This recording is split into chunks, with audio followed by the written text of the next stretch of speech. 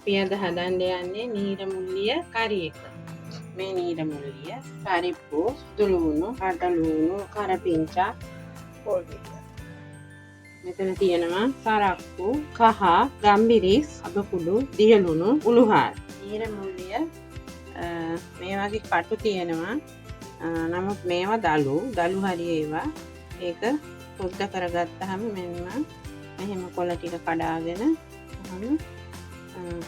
ඔහොම කඩා ගන්නවා.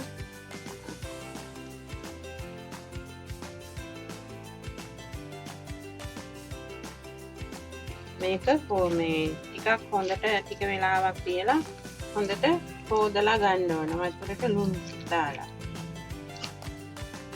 පරිප්පු එක භාජනයට දාගත්තා. දැන් අපි පහේ ටික තමයි දාන්න යන්නේ. කහ දානවා, ගම්බිරිස්, අබ, සරක්කු, උළුහාර. ලුණු ටිකත් ඔහොමම දාගන්නවා. ඔක්කොම පහේ ටික දාගෙන අපි කපාගත්තු කරපිංචා ලුණු ටිකක් දාගන්නවා. සුදු ලුණු ටිකක් දාගන්නවා. කපාගත්තු සියඹලක් දානවා.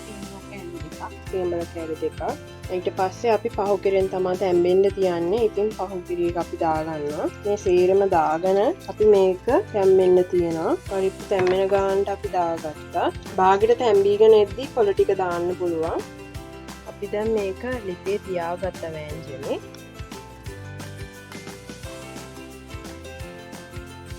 අපිට තව ටිකකින් පුළුවන් මේක බාගෙට වගේ තැම්බීගෙන එද්දි අපි කපාගත්තු නීරමුල්ලිය මේ කොළ ටික දාන්න.